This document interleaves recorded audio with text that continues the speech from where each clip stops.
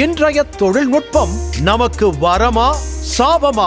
உலகமெங்கும் வாழ்கிற வசந்த் தொலைக்காட்சி நேயர்களுக்கு இனியதொரு மாட்டுப்பொங்கல் திருநாள் நல்வாழ்த்துக்களை அன்போடு சொல்லி உங்களை வணங்கி, இந்த இனிமை சிறப்பு பட்டிமன்றத்தில் பல்வேறு ஊர்கள், நிறையா கிராமங்களில் இந்த வசந்த் தொலைக்காட்சியுடைய சிறப்பு பட்டிமன்றம் நடந்திருந்தால் கூட, இன்றைய தினம் காளையார் கோயில் அன்பு ரசிக நெஞ்சங்களை பார்ப்பதில் ஏன் கூடுதல் மகிழ்ச்சி அப்படின்னா, இந்த மண்ணுக்கு நிறையா பெருமைகளும் சிறப்புகளும் அருமைகளும் நிறைந்த ரொம்ப அற்புத பூமி.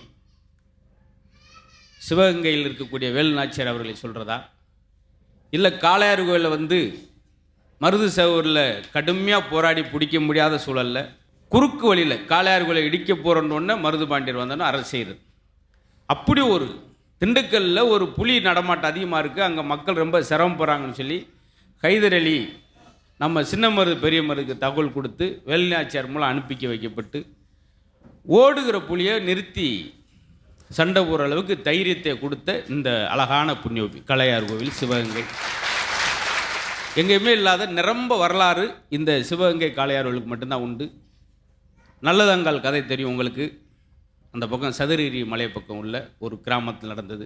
7 குழந்தையும் அவருடைய கணவர் காசிராஜன் இந்த மானாமதுரையை சேர்ந்தவர். இப்படியெல்லாம் நிறைய அடுக்கி சொல்ல முடியும்.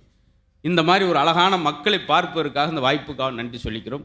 வந்திருக்கிற முக்கிய அரசியல் பிரமுகர்கள், சட்டமன்ற உறுப்பினர்கள், மாவட்ட செயலாளர்கள் எல்லாருக்கும் நன்றி சொல்லி, ஒரு வார காலத்தில் இவ்வளோ ஒரு அழகான நிகழ்ச்சியை நடத்த முடியும் அப்படின்றத நிரூபித்து காட்டியிருக்கக்கூடிய பெருமை மிகுந்த கிறிஸ்து ராஜா சார்லஸ் ஐயா அவர்கள், அவர் சொன்னார் பாருங்கள், எங்கள் தலைவர் சொன்ன மாதிரி அப்படி தமிழுக்காக பாடுபட்ட இந்த இடத்துல அழகாக ஒரு வார்த்தையை சொன்னார். கட்சி பேதமின்றி இன பாகுபாடு இல்லாமல் எல்லாரும் ஒன்றாக இணைத்து சிரிக்க வைக்கணும், இது சமத்துவ பொங்கலாக இருக்குன்னு ஆசைப்படுறேன்னு சொல்லி அவர் சார்லஸ் ஐயா அவர்கள் சொல்லி, அதே வேகத்தில் ஒரு 10-8 நாள் இந்த நிகழ்ச்சியை எல்லார் முகத்தில் மகிழ்ச்சியை பார்ப்பதற்காக ஏற்பாடு செய்து பெரிய விஷயம். அதற்காக நன்றி சொல்லி, பல்வேறு நாட்டுப்புற கலைஞர்களை இந்த மண்ணிலிருந்து உருவாக்கி அனுப்பியிருக்கக்கூடிய நல்ல ஒரு படைப்பாற்றல் மிகுந்த நாட்டுப்புற கலையினாலே தொடக்கமே அவர் தான். நிரம்ப நாடுகளில் போயும் இந்த திருப்பத்தூர் காளையார் கோயிலுக்கு பெருமை சேர்த்திருக்கக்கூடிய திருப்பத்தூரான் சேவியர் நாட்டுப்புற கலைஞர், அவருக்கும் இந்த நேரத்தில் ஒரு பெரிய நன்றி சொல்லும். அவர் தான் ரொம்ப வேகம் காட்டினார். அந்த வேகம் காட்டினருடைய மகிழ்ச்சி. அதேபோல் எல்லாரும் ரொம்ப மலர்ந்த முகமாக இருக்கீங்க. நிறையா ஊர்களுக்கு போயிட்டு ஏண்டா போனோம்னு சொல்லி 7 நாளைக்கு உட்காந்து மாத்திரை போட்டுட்டு உட்காந்துருப்போம். அப்படிலாம் கிருன்னு உட்காந்து எங்களையும் பயமுடுத்தி மற்றவனையும் பயமுடுத்தி அப்படிலாம் இருப்பாங்க. இங்கே வெள்ளந்தியான முகங்கள் பார்க்கும்போதே தெரிஞ்சிருச்சு. ஆனால் என்னென்னா, எனக்கு முன்னுக்கு ஆள் இல்லாமல் எல்லாம் சைடில் இருக்குங்க. அதான் ஒரு அதிர்ச்சி. அதனால் நாங்கள் ஒரு சைடிஷ் சாப்பிட்ட மாதிரி இப்படி சைடில் பார்த்து டிவி பார்க்குற ஆள் என்ன நினைப்பேன், இவர் கொஞ்சம் மாறுகண்ணு போலங்க, சைடில் தான் பார்த்து பேசுவார் போல், நேரே பார்க்க மாட்டான்னு சொல்லி என்னையும் நாளைக்கு ஃபோன் பண்ணுவாங்க நிறையா. எனக்கு அரவிந்த் ஆஸ்பத்திரிக்கு ஒரு தடவை போயிட்டு வாங்க சார், ஏன் நேர்லேயே பார்த்து பேச மாட்டேங்கிறீங்க. அவருக்கு என்ன தெரியும், சைடில் தான் ஆள் இருந்தாங்கன்றது தெரியாது. அதே போல் நல்ல பேச்சாளர்கள் இந்த மேடையை அலங்கரிச்சிருக்காங்க. நல்ல முழுமையாக அனுபவிச்சுட்டு போங்க. ஒரு நாள் முழுவதும் சந்தோஷமாக இருக்குன்னா சுற்றுலா போங்க அப்படின்றாங்க. ஆனால் வாழ்நாள் முழுவதும் மகிழ்ச்சியாக இருக்குன்னா சிரித்து கொண்டிருங்கள் அப்படின்னு சொல்லி மருத்துவர் சொல்கிறார். இது பெரிய விஷயம். வரம் தான் என்று பேசுகிறதுக்கு அப்படி கிடையாது, அது நம்மளுக்கு கிடைச்ச சாபங்க. நீங்கள் சொல்கிறீங்க டிக்டாக் பண்ணுறோம் மகிழ்ச்சியாக இருக்குன்னு. இந்த பெண்களுடைய கலாச்சாரமே மாறினது எப்போ? இந்த டிக்டாக் மோகம் வந்த பின்னாடி தானே, சோசியல் மீடியா வந்த பின்னாடி தானே. எல்லாத்துக்கும் ஒரு ஆள்கிட்ட கேட்டேன், அந்த பக்கத்து போய் எப்படின்னா எவ்வளோ நேரம் 5 நிமிஷம் ஆகும்பா, அங்கே ஒரு டீ கடை இருக்குது, டீ சாப்பிட்டு போங்க, நல்ல ஒரு கோயில் இருக்குது, ரொம்ப துடியான சாமி கும்பிட்டு போங்கன்னு சொன்னது காலம் வேறு. இன்றைக்கி என் வெயிட்டும் கேட்க மாட்டேங்க. அவனா லொக்கேஷன் போட்டு அப்படி வச்சுட்டு போகிறான். 20 மீட்டர்ஸ் லெஃப்ட், 200 மீட்டர்ஸ் ரைட்டுன்னு போய் திடீர்னு 11 மணிக்கு சுவிட்ச் ஆஃப் ஆகிடுச்சு. சுடாட்டில் உட்காந்துருக்கான், அப்படியே முழிச்சிக்கிட்டு இருக்கு. அவங்க பெரிய பேசிக்கிட்டு இருக்கார். இன்னும் பாருங்கள், நிறைய யூடியூப்பில் பார்ப்பீங்க பார்த்தீங்களா, நட்டு கம்மாக்குள்ளே நிறுத்தி டண்டு லொக்கேஷன் முடியுது, மீன் தவிட்டு ஓடுது மேலே. அப்படி ஆயிடுச்சு. அதனால் எதுவுமே மெஷின் வாழ்க்கையாக இருக்கக்கூடாது சார். மெஷின் வாழ்க்கையாக, மேனுவல் வாழ்க்கையாக இருக்குது. மனித நேயத்தை சொல்லித்தரது மிஷினுக்கு தெரியாது. ஜப்பானில் பாருங்கள், ரோபோ நாய் விவசாயம் பார்க்குதான். ஜப்பானில் ரோபோவில் நாய் விவசாயம் செய்யுது. இங்கே ஒரு நாயும் விவசாயம் செய்ய மாட்டேன்னு. அதுதான் நம்மளுக்கு ஆச்சரியம். அதெல்லாம் எடுத்து பேச போகிறாங்க, அதெல்லாம் எடுத்து சொல்ல. அதை மொத்தம் சாபம் தான் சார். இங்கே இருந்து நான் அப்படி சென்னைக்கு உட்காந்து போனோம்னா ட்ரெயினில் உட்காந்து என்ன மாப்பிள்ள எப்படி இருக்கீங்க, செல்ஃபோன் இல்லாத காலத்தில் உங்கள் ஊரில் மழை எப்படி இதை எப்படின்னு பேசி முடிச்சுட்டு அந்த பஸ் ஸ்டாண்டில் இறங்குறப்பயே அவங்களுக்குள்ளே பொண்ணு மாப்பிள்ளை பேசி முடிச்சிடும். அப்புறம் என் பொண்ணை உனக்கு கட்டிக்கின்ற அளவுக்கு ஒரு நெருக்கம் இருந்தது. இன்றைக்கி பார்த்தீங்களா, கீழே குனிஞ்சானே விழுப்புரத்தில் வந்து மாமா நீங்களா அப்படின்றான். அது எதுக்கு நிமிர்ந்தான், சார்ஜ் போடுறக்கா நிமிர்ந்திருக்கான், இல்லாட்டி அது நடந்திருக்காது. அப்படி நெருக்கடியான காலம் நம்மளுக்கு சாபம் தான் என்று பேசுறதுக்கு ரொம்ப நீங்கள் டிவியில் பார்த்துருப்பீங்க. ஆச்சரியம் என்னென்னா, ஒரு டிவி ஆஃப் பண்ணுறேன் அப்பயும் வந்து நிற்கிது கிருன்னு. போமா டைம் முடிஞ்சிச்சு, 2 ஜோக்கு சொல்லிட்டு தான் போவேன். அந்த அளவுக்கு ஒரு வெறித்தனம் பேச்சு மீது. அவங்க பாரதியார் மேலே ஈடுபாடுனால அவங்களுக்கு பாரதின்றே பேர் வச்சாங்க. அந்த பேருக்கு ஏற்ற மாதிரியே நிறைய கவிநயத்தோடு பேசுகிறது. அவங்க கிறிஸ்துவராக இருந்தால் கூட, இந்த நல்லிணக்க மேடைன்னு சொன்னீங்க, கிறிஸ்துவராக இருந்தால் கூட சிவனை பற்றி 1 மணி நேரம் பேசுவாங்க, ஐயப்பனை பற்றி 1 மணி நேரம் பேசுவாங்க.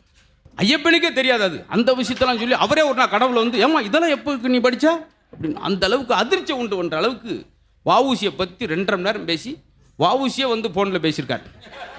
இதெல்லாம் நம்ம தெரியாத பாயிண்ட்லாம் 2 பாயிண்ட் சொல்கிறோம். அந்த அளவுக்கு போன மேடையில் 100 பூக்களை சொல்கிறோம். இப்படி நிறையா அடுக்கி பேசக்கூடியவங்க. இன்றைக்கி தினம் அவங்களுக்கு சரியான நாள். ஏன்னா போன மாட்டுப் பொங்கல் அன்னைக்கு தான் தமிழ்நாட்டுடைய முதல் பெண் வர்ணனையாளர் ஜல்லிக்கட்டு அன்ன பாரதி அவர்களுக்கு ஒரு கரவசம். அதே போல் நான் ரொம்ப ரசிக்கக்கூடியவர். ரொம்ப மேடைகள். ஒரு மனிதன் வந்து ஒரு படைப்பாளனுடைய திறமை எப்படி இருக்குன்னா, படித்த மட்டும் புரியாமல், புரிந்தால் மட்டும் போதாண்டு இல்லாமல் பாமரனுக்கும் புரிகிற மாதிரி. ஒரு கிராமங்களில் கூட 4 மணி நேரம் தொடர்ச்சியாக மக்களை சிரிக்க வைக்கிற பெரிய ஒரு ஆற்றல் படைத்தவர். நம்ம ஊருக்கு பெருமை. எப்போ அந்த யூடியூப்பில் பேச எந்த ஊருக்காருப்பா அவர், நம்ம தேவோட்டக்காரன்னு சொல்லும்போதெல்லாம் நம்மளுக்கு ஒரு சின்ன மகிழ்ச்சி. ஏன்னா அந்த பக்கம் இந்த கலைஞர் நிறையா போகலையே அப்படின்ற அந்த குறைவை நிறைவாக்கி ரொம்ப அழகாக பேசி வரக்கூடிய ஒரு நல்ல ஆசிரியர் தேவகோட்டை சேர்ந்த மகாராஜன் அவர்கள். சரிங்களா? அந்த பேருக்கு ஏற்ற மாதிரி ஒரு சிலருக்கு அமைஞ்சாத்தே உண்டு.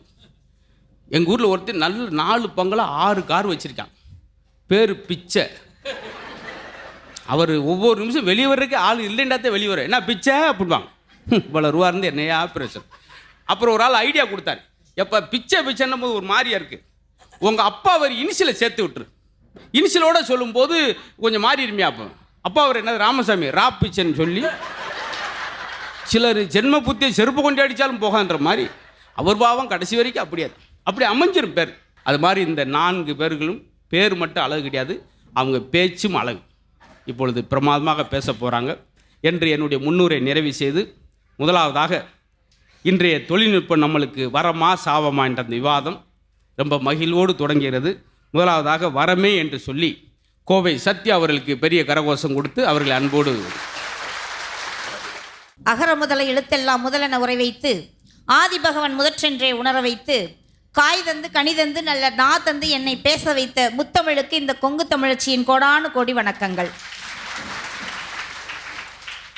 உலகெங்கும் வியாபித்திருக்கக்கூடிய வசந்த் தொலைக்காட்சி நிறுவனத்தை சார்ந்த ஊழியர்களுக்கும் வசந்த் தொலைக்காட்சி நேயர்களுக்கும் மாட்டுப்பொங்கல் தின நல்வாழ்த்துக்களை கூறி, நடுவர் அவர்களே நேரடியாக விஷயத்துக்கு வந்துடலாங்க. ஏன் சைடில் கூட வாங்க, சைடில் தான் திரும்பணும் போல இருக்கு. நல்ல ஒரு தலைப்பு நீங்கள் கொடுத்துருக்கீங்க. இன்றைய தொழில்நுட்பம் நமக்கு வரமா சாபமான ஒரு கேள்வி கேட்டிருக்கீங்க. ஒரு பட்டிமன்ற தலைப்பு படி பட்டிமன்ற நடுவர் உங்களை 4 வார்த்தை பாராட்டணும் இல்லைங்களா? பாராட்டுங்க. உங்களை 4 வார்த்தை பாராட்டணும்னு கூட இன்றைக்கு இருக்க தொழில்நுட்பத்தில் ஒரு பாட்டிலேயே உங்களை பாராட்டி இருக்கிறாங்க. அதுவுமே மாட்டு பொங்கலுக்கும் அதுக்கும் சம்பந்தப்பட்ட மாதிரியே வரும் நடுவர்களே. முன்னால பாஞ்சது மயிலக்கால, பின்னால சீருது மச்சக்கால, அடக்கி ஆளுது முரட்டுக்கால முரட்டுக்கால, நெஞ்சுக்குள் அச்சமில்லை யாருக்கும் பயமும் இல்லை, வாராதோ வெற்றி எண்ணிடும், விளையாடுங்க உடல் பலமாக்குங்க, ஏய் ஆடுவோம் பாடுவோம் கொண்டாடுவோம். எவ்வளவு அழகா கொடுத்துருக்கோம் நடுவர்களே. கைதட்டணும்னு நினைச்சா தட்டிருங்கண்ணா. பார்த்தீங்களா, எங்கள் பட்டிமனோட வசதி பாருங்க, எங்கெங்க தட்டணும் அவங்களே சொல்லிடுவாங்க. இல்லை நடுவர்களே, ஒரு அண்ணன் ஆரம்பிச்சார், அப்புறம் அப்படியே நிறுத்திட்டார் பாதியோட. அதனால முடிச்சிட சொல்லிட்டதைய. உண்மையாகவே ஒரு மாட்டுப்பொங்கல் தினத்தன்னைக்கு அதுக்கு சம்பந்தப்பட்ட மாதிரி ஒரு நடுவரை கூட காலை வச்சு பாட்டு கேட்க முடியும்னா அது இன்றைய தொழில்நுட்ப வளர்ச்சி தானே நடுவர் அவர்களே. அன்னைக்கு ஒரு திரைப்படத்தை பார்த்தாங்கன்னா திரைப்படத்தை பார்த்ததோட 2 நாள் அதை பத்தி பேசுவாங்க, மறந்துடுவாங்க. ஆனா இன்னைக்கு அப்படி இல்லைங்க. நம்ம கிட்ட இருக்கிற வசதியை பொறுத்து நாம எப்ப வேணாலும் எந்த திரைப்படத்தை வேணாலும் எடுத்து பார்க்கலாங்கிறது கிடைச்சிருக்கும் போது அது வரமா இருக்குங்களா, எப்படி சாபமா மாறும் நடுவர் அவர்களே? ஒண்ணு இல்லைங்க, எங்க வீட்லிங்க மாமா கிட்ட நான் ஒரு வார்த்தை சொன்னனுங்க. மாமா வேலைக்கு ஆள் வரலைங்க, இன்னைக்கு லீவு போட்டாங்க, 2 நாளா லீவுங்க. அவங்க லீவு போட்டதுனால வீடே சரியில்லைங்க மாமா அப்படின்னு. உடனே அவர் என்னங்கிறாரு, நீ போடி, எனக்கு அந்த வேலைக்கற்பம்பளை வரலன்னு எனக்கு மனசே சரியில்லைங்கிறாருங்க. ஏங்க இப்ப நான் என்ன பண்ணிக்கிறேன், கேமரா வீட்டில் வச்சுட்டு வந்துக்கிறேன்.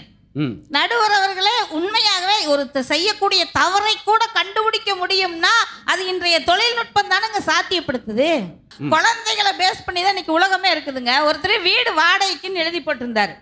வாடகைக்குன்னு எழுதி போட்டவர் என்ன பண்ணாரு, கீழே ஒரு குறிப்பு போட்டிருந்தாரு, குழந்தை இருப்பவர்கள் வீடு கேட்க வர வேண்டாம். ஏன்னா குழந்தை இருந்தா வீட்டை ஏதாவது இது பண்ணிடுவாங்கன்னு வேண்டான்னு போட்டாரு.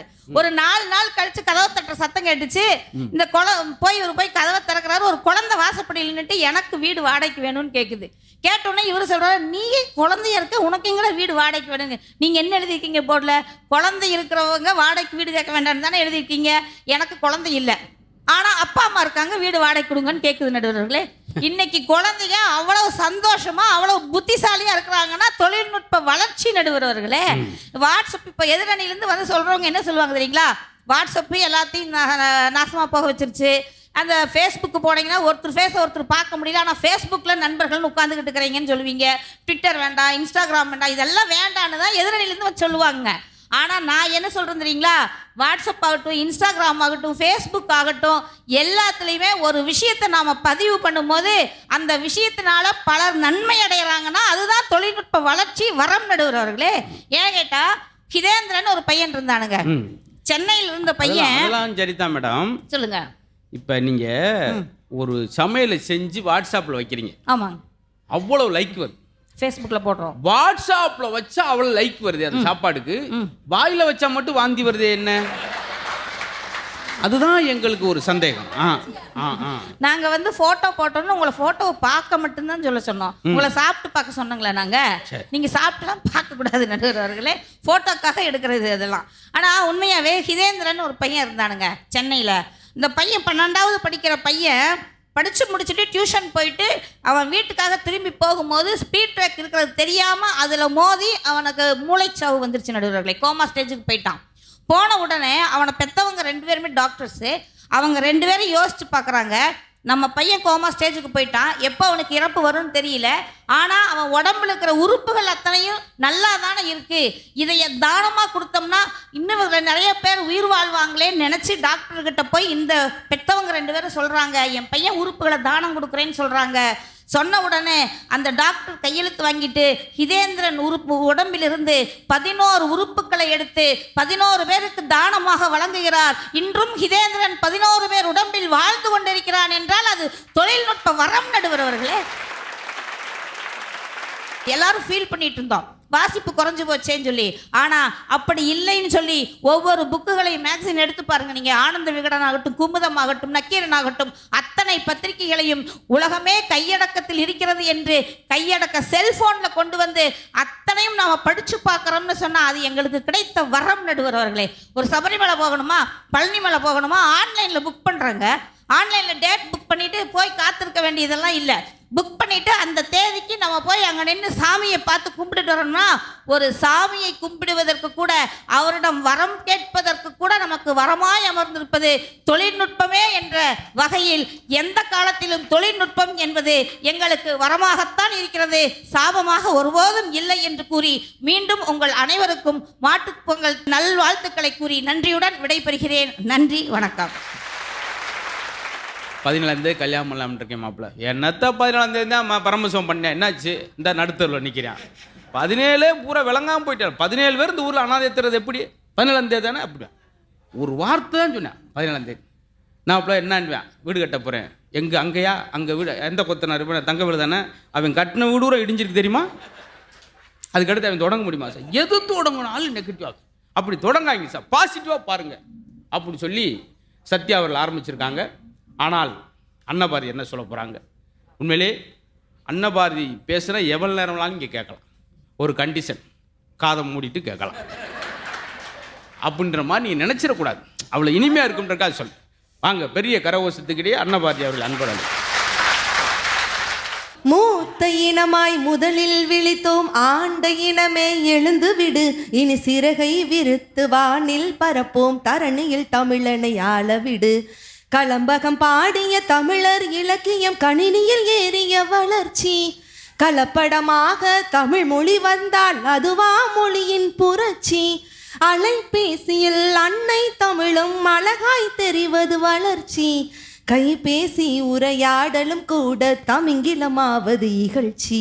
கல்வி மொழியில் தமிழில்லை, ஆட்சி மொழியில் தமிழில்லை, அலுவல் மொழியில் தமிழில்லை, பலர் அயலார் மொழியே நம் தொல்லை. நீதி மொழியில் தமிழில்லை, வீதி மொழியில் தமிழில்லை, கோவில் மொழியில் தமிழில்லை, பலர் வாயில் தமிழை நுழைவதில்லை. தமிழே தமிழே வணக்கம், தாய் தமிழே தமிழே வணக்கம், தமிழே தமிழே வணக்கம், தாய் தமிழே தமிழே வணக்கம். அந்த உட்காருமா, உனக்கு கொடுத்த நேரம் முடிஞ்சிருச்சு.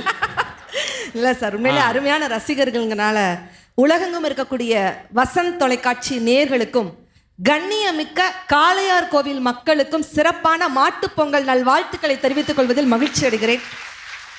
கோவில் இல்லாத ஊரில் குடியிருக்க வேண்டாம் அப்படின்ட்டு சொல்லுவாங்க. ஆனால் ஒரு ஊரின் பெயரிலேயே கோவிலை தாங்கி இருக்கக்கூடிய அற்புதமான ஒரு ஊர்னா அது காளையார் கோவில் தான் சார். காளையார் கோவிலுக்கும் எங்க ஊருக்கும் ஒரு ஒற்றுமை இருக்குது.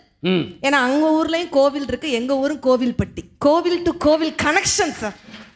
ஓ ஆமா சார். இது என்ன பெரிய இன்டர்நெட்ல பேசுறதுனால பூரா அது ரிலேட்டடாவே பேசுறீங்க. எங்க ஊர்ல தான் கோயில் இருக்கு. உண்மையிலே முதல் பாட்டு பாடும்போது உங்க மேல எனக்கு நம்பிக்கை வந்துச்சு. Thank you sir. அதே போல மகாராஜ வீட்டுக்காரமாவும் கல்யாணம் முதல் நாள் ஒரு பாட்டு பாடினாங்க.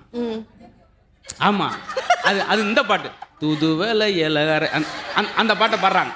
அந்த பாட்டை பாடுறாங்க, உட்கார வச்சு பாடுமா கேட்போம். ஏன்னா நிலா வெளிச்சேன் பாடுது அந்த அம்மா.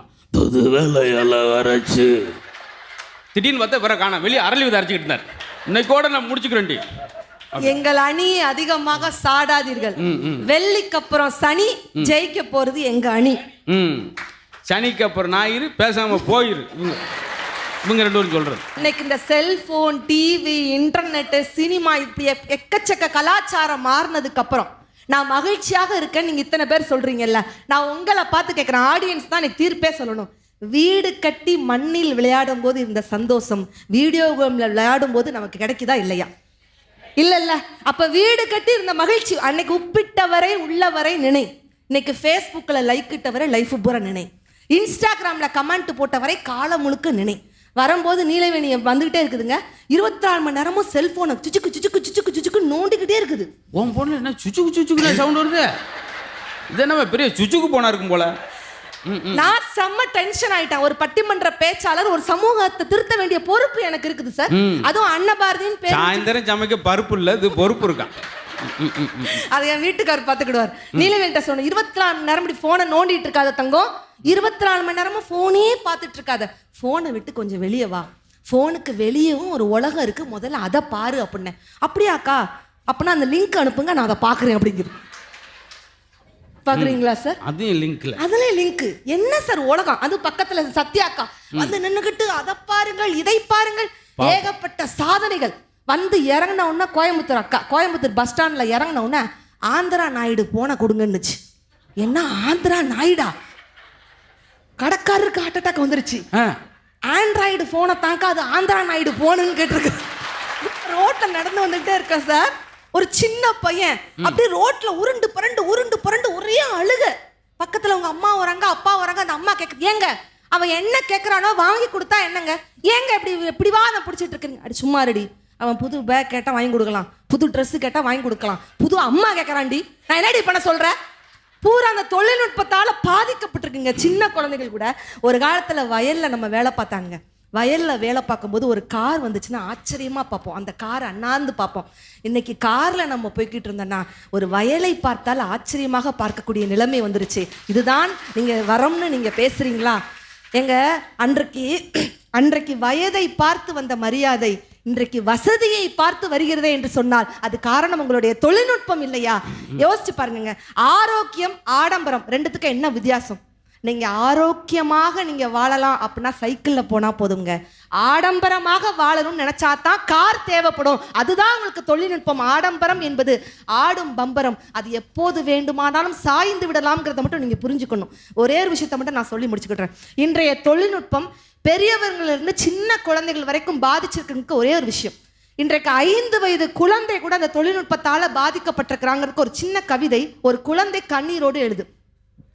பள்ளிக்கூடத்துல எவ்வளவு கஷ்டங்கள், அடிச்சு பிடிச்சு எழுப்புறாங்க, பல்ல விளக்க சொல்லி படுத்துறாங்க, ஆக்குன சோறு ஆறாம கூட வாயில வச்சு திணிக்கிறாங்க, உள்ள போடுற பனியன் வேற, டவுசருக்குள்ள ஜட்டி வேற, ஒண்ணுக்கு கூட போக தெரியாத எனக்கு 9 துணி மேல எதுக்கு, காலுக்கு மேல உரைய மாட்டி பூட்ஸுக்குள்ள திணிக்கிறாங்க, வெப்ப சூடு தாங்காம தானே வியர்வை வந்தா சொரியிற நானே, தீப்பெட்டி சைஸ்ல வகுப்பறை அதுல 50 பேரை அடைக்கிறாங்க, அரை மணிக்கு ஒரு தரம் பாடம் நடத்தி 1000 சொல்லி கொடுக்குறாங்க. எத்தனை மணி நேரம் நான் உட்கார்ந்துருப்பேன்? எப்பத்தான் நானும் வீட்டுக்கு போவேன்? எல்கேஜி படிக்கிற எங்களைத்தானே இன்ஜினியர் ஆக்க துடிக்கிறாங்க. பென்சில் பிடிச்சி கை வலிக்குது, புத்தகம் சுமந்து மூளை பிசகுது, போதும் விடுங்க அம்மா தாயே, புத்தகம் சுமக்க முதுகு பலன் இல்லை, பாட்டி மடியில படுத்து தூங்கணும், தாத்தா தோளில் ஊற சுத்தணும், மண்ணு வீடு தான் கட்டி பார்க்கணும், மலையில கப்பல் விட்டு பார்க்கணும் என்று சின்ன குழந்தை கூட ஏங்கி தவிக்கின்றதே.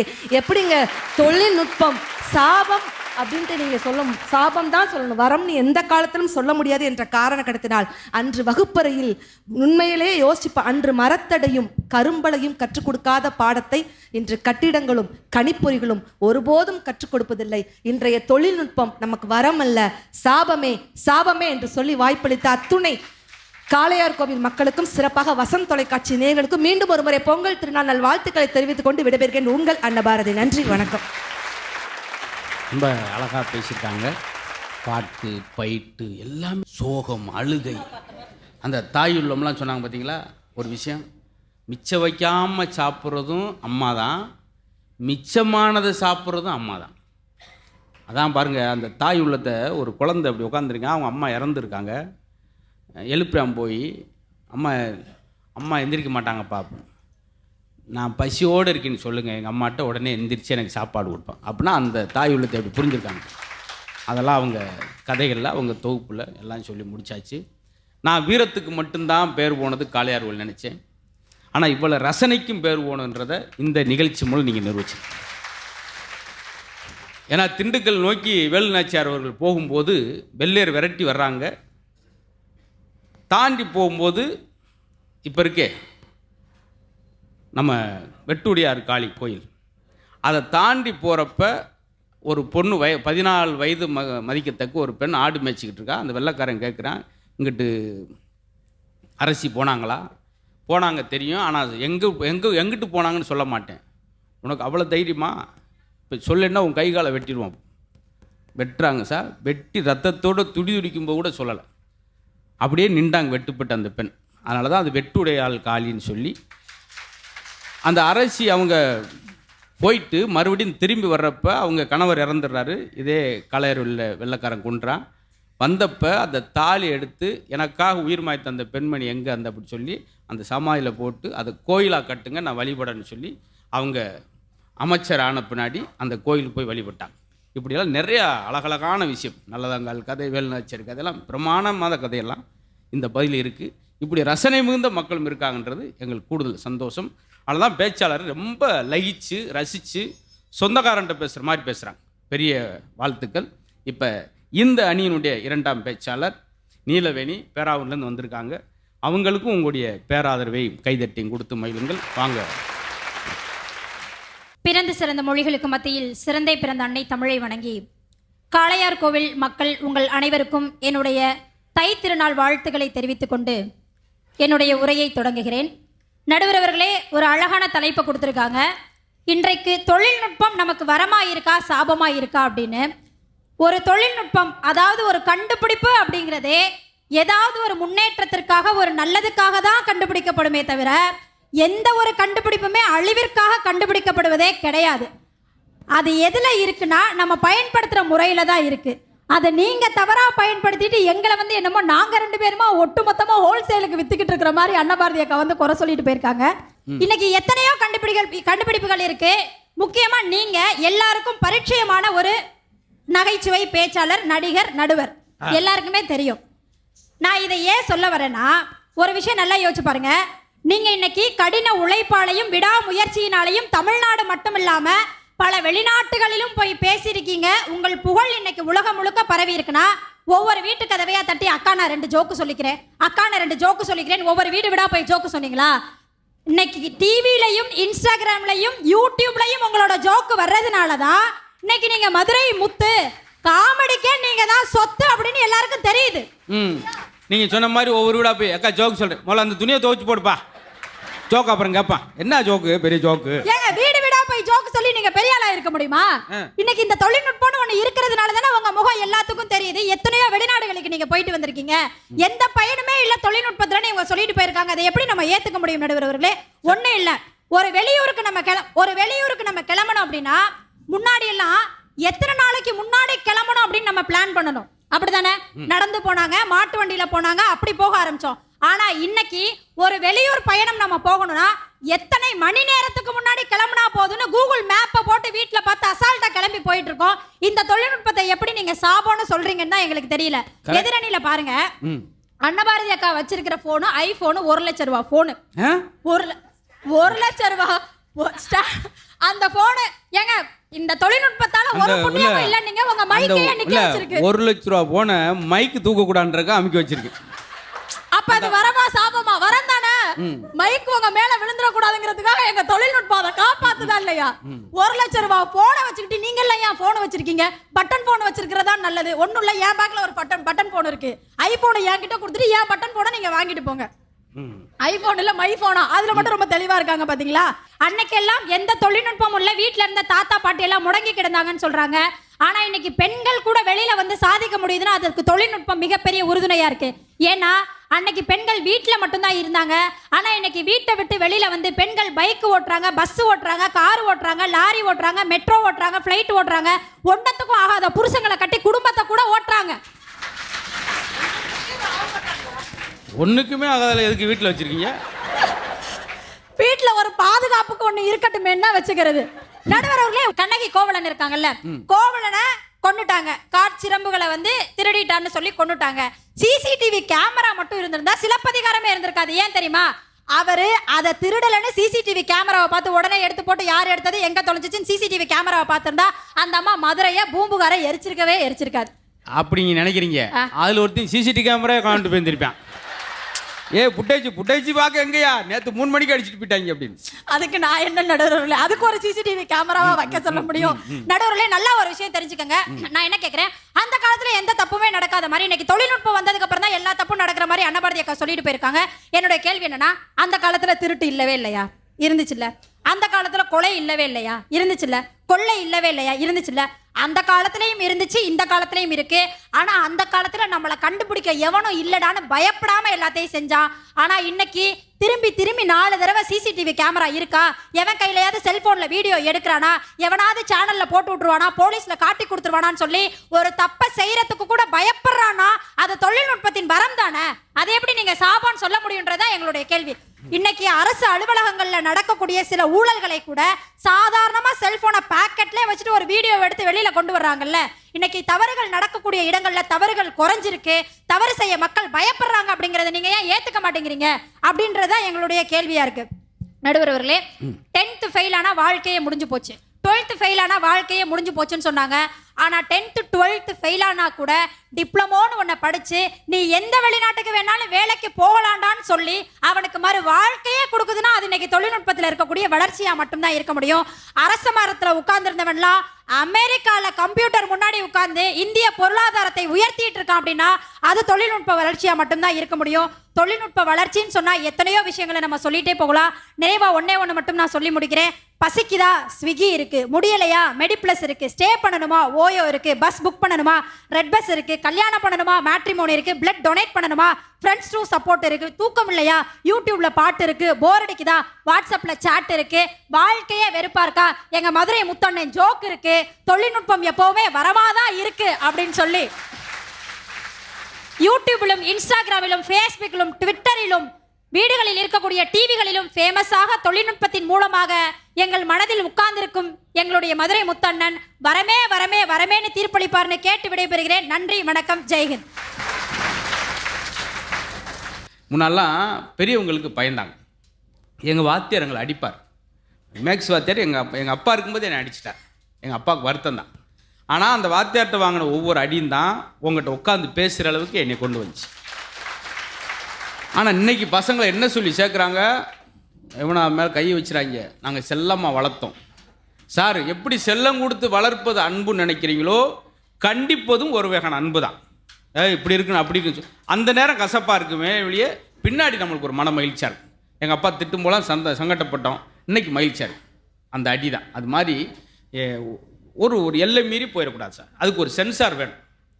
பாருங்கள், இன்றைக்கெல்லாம் பாசிட்டிவாக ஒரு விஷயத்தை செல்ஃபோனில் போட்டால் பார்க்குறத விட நெகட்டிவான விஷயத்தை பார்க்குறதுக்கு தான் இளைஞர்கள் ஆர்வமாக இருக்காங்க. மதுரை மூத்து காமெடி வந்து 1500 எபிசோட் இருக்கு. எத்தனை பேர் பார்க்குறேன்? 150 பேர் பார்க்குறேன். மதுரை மூத்து காமெடியை பார்க்குற விட சிபி மூத்து சில்மிசம் பார்க்குற வந்து அதிகமாக இருக்கேன். பார்த்தீங்களா? அப்போ இந்த நெகட்டிவ் விரும்புகிறாங்க சார். 18 வயசுலேருந்து 32 வயசு உள்ளவங்க தான் யூடியூப்பில் அதிகமாக ஆர்வம் காட்டுறாங்க. இந்த ஏஜ் பசங்க கூட என்னென்னா இந்த மாதிரி பேசணும். அப்போ ஒரு நெகட்டிவாக பேசுகிற ஆளுக்கு நீங்கள் ஒத்துழைப்பு கொடுக்கும்போது, அவனுக்கு வியூஸ் கூடும்போது, ஒவ்வொரு ஊர்லேயும் அது மாதிரி பேசுகிறோன்னு வருவான். இந்த கொரோனா காலத்தில் குழந்தைகளை செல்ஃபோனை கொடுத்தோம் பார்த்தீங்களா? அது அந்த 1 ஹவர் கிளாஸ் முடிஞ்சோடனே அப்படின்னு திருப்பிச்சுன்னா எல்லா வீடியோ வருது. நம்ம தப்பிச்சிட்டோம், நம்ம அடுத்த தலைமுறை குழந்தைகள் தப்பிப்பது பெரிய கேள்விக்குறியாக இருக்குது அப்படின்ற சொல்வதற்குத்தான் நம்முடைய தேவக்கோட்டை நல்லாசிரியர் நகைச்சுவை சூறாவளி மகாராஜன் அவர்களுக்கு ஒரு பெரிய கரகோஷம் கொடுத்து அவரை வரவேற்று. வசந்த் தொலைக்காட்சி நேயர்கள் அத்தனை பேருக்கும் என்னுடைய பொங்கல் நல்வாழ்த்துக்களை சொல்லி, இந்த பட்டிமன்றத்தினுடைய நடுவரும் என் இனிய நண்பர் மரியாதைக்குரிய மதுரை முத்து அவர்களே,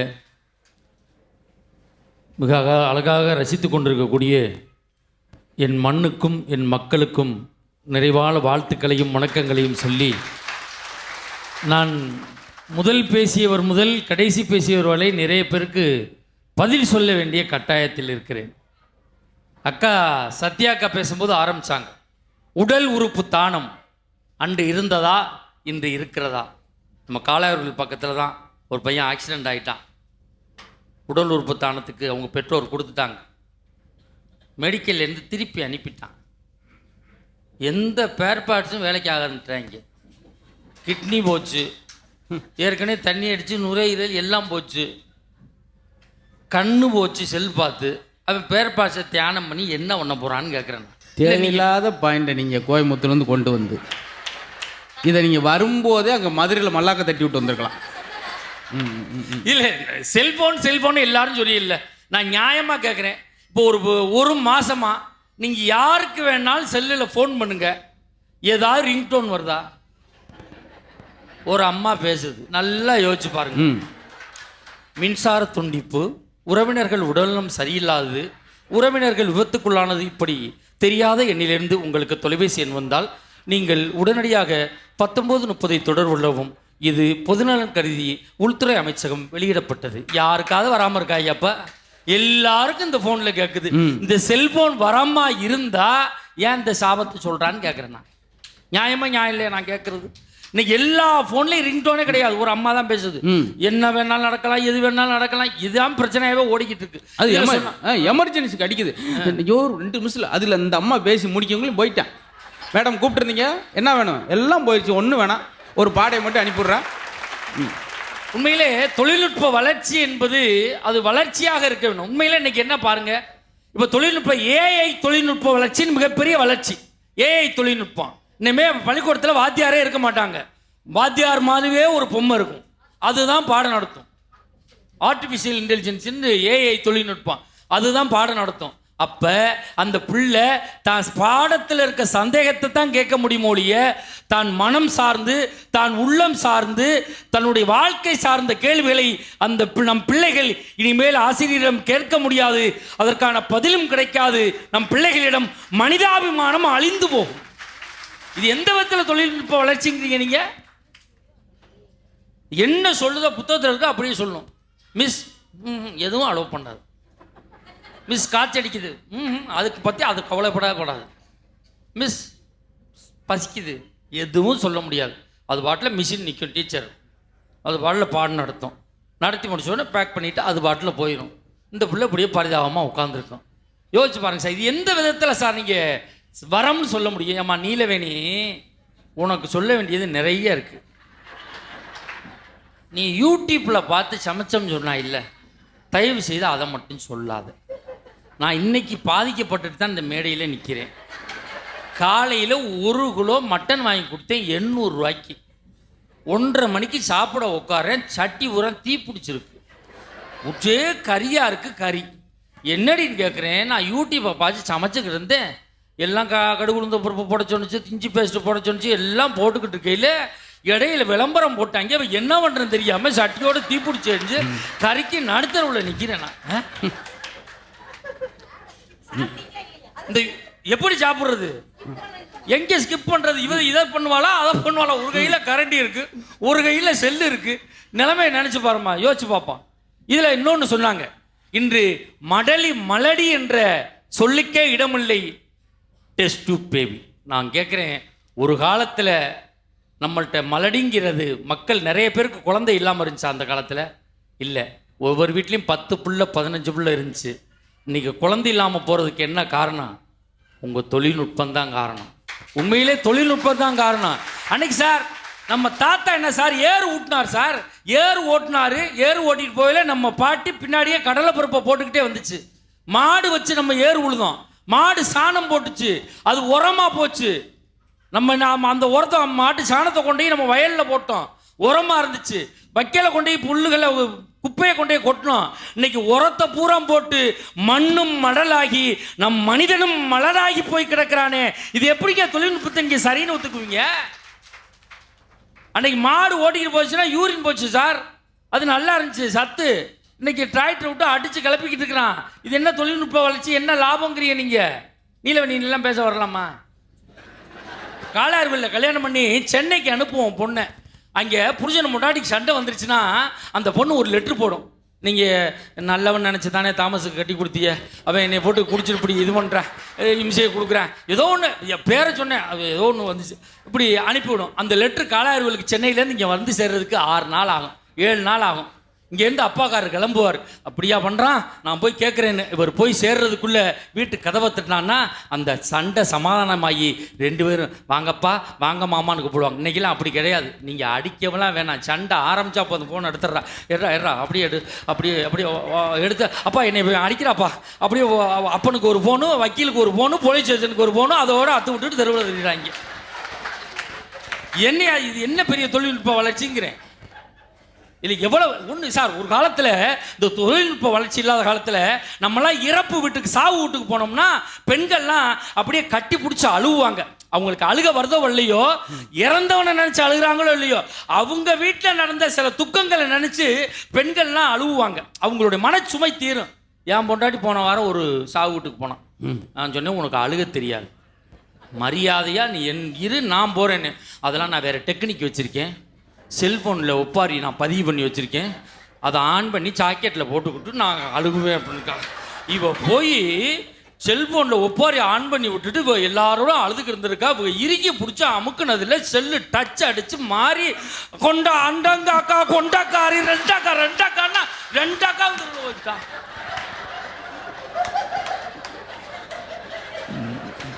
சாவு வீடு நிலைமையை பார்த்தீங்களா? அதில் பார்த்தீங்கன்னா பாடி எந்திரிச்சு ஆடிக்கிட்டு இருந்திருக்கு. ரெண்டக்கா எவ்வளோ பெரிய சிக்கலில் வந்து நிற்கிறான் சார். உண்மை சார், இன்னைக்கு தொழில்நுட்ப வளர்ச்சி தான், நான் இல்லைன்னு சொல்லலை. நீங்கள் எல்லார் வீட்லேயும் பாருங்கள் டிவி ஓடுது, எல்லார் வீட்லேயும் டிவி ஓடுது. எல்லார் வீட்லேயும் டிவி ஓடும்போது நம்ம டிவியை மட்டுமா பார்க்குறோம்? யோசிச்சு பாருங்க, டிவி அது வாட்டில் ஓடிக்கிட்டு இருக்கு, குடும்பத்தில் அவன் தனியாக செல்ஃபோனில் பார்த்துக்கிட்டு இருக்கிறான். எந்த வீட்லையா அந்த தொழில்நுட்ப வளர்ச்சி சரியாக இருக்கா?